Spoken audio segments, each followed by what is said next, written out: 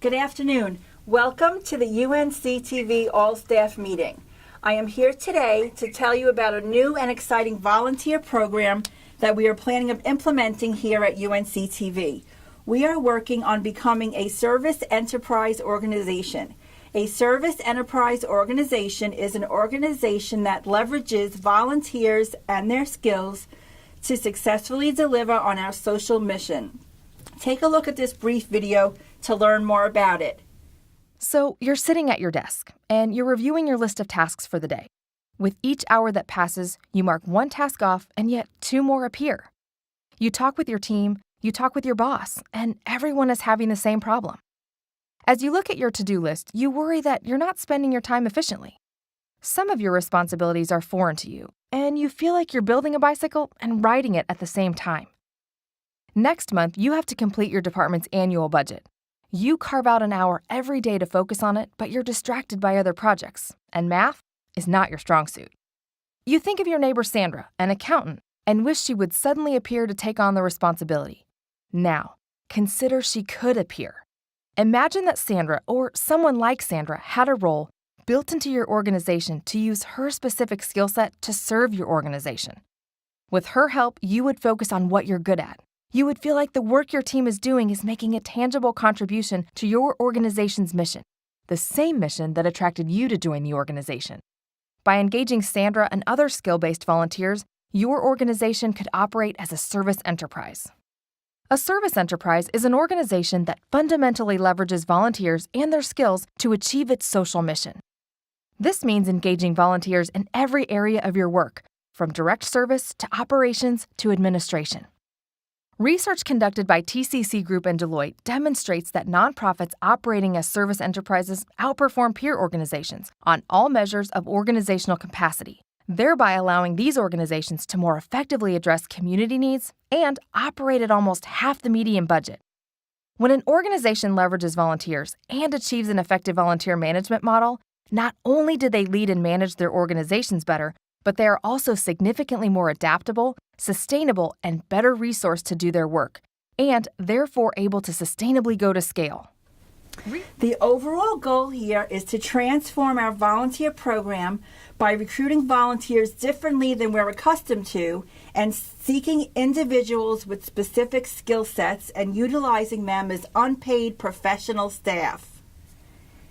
Yes, you have a question? I think that's great that we're bringing on volunteers, but if they're unpaid professional staff, it sounds like I may need to be worried about being replaced. Oh, absolutely not.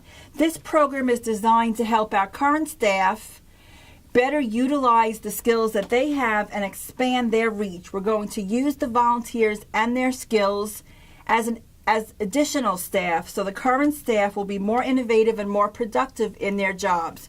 You do not need to worry about losing your job. And in order to accomplish this transition to a service enterprise organization, we'll need to conduct a needs assessment for each department.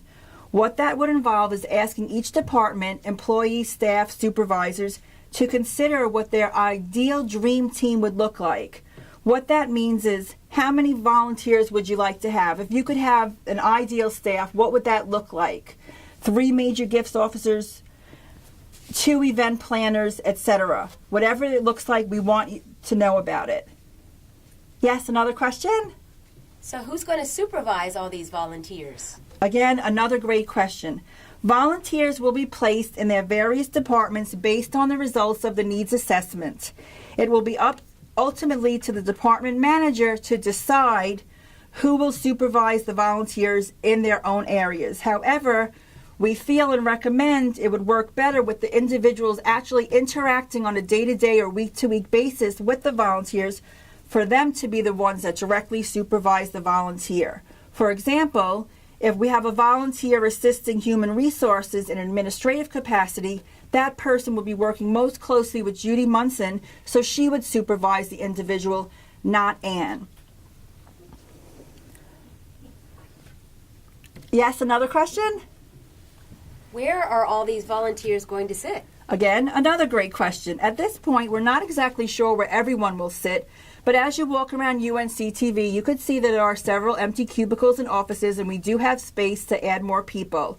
It makes sense that if a person is working in the development team, we will have that volunteer sit closely with the development team. If the person is volunteering with the production, obviously they'll be situated closer to the production team. We will do everything we can to make sure the volunteers know where they're going to work with people that could assist them be successful in their jobs, and make them feel like they belong here at UNC TV.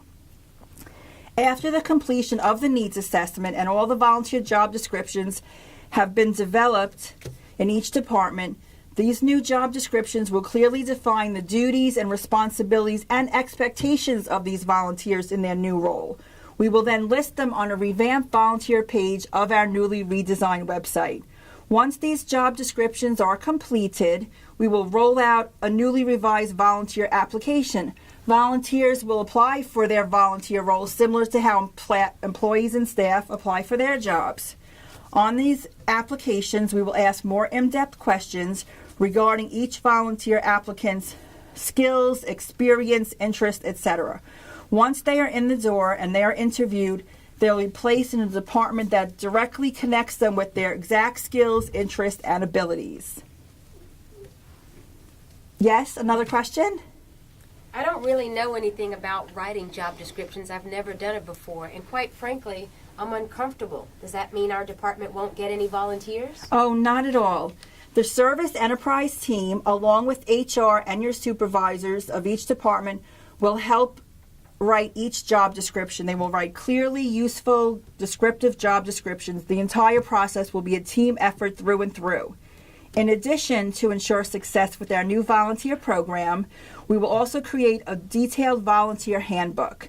We will also have orientations for the volunteers similar to a new staff onboarding orientation, so they will feel at home and have all the information they need from their very first day on the job. Additionally, staff will also have the opportunity to participate in volunteer management training sessions. Yes, you have a question? I've worked with volunteers for years here at UNC TV, so I don't really think I need volunteer management training. Is that mandatory? Well, actually, if you are dealing with a volunteer and having interaction with them on a daily or weekly basis, volunteer management training will be recommended for all of those staff. Even if you've worked with volunteers for years, everyone could use a refresher course from time to time. And because we are rolling out this new program and really want it to be success here at UNC TV, for us, the staff, and the entire organization, it wouldn't hurt to have some additional training. But that's a great question.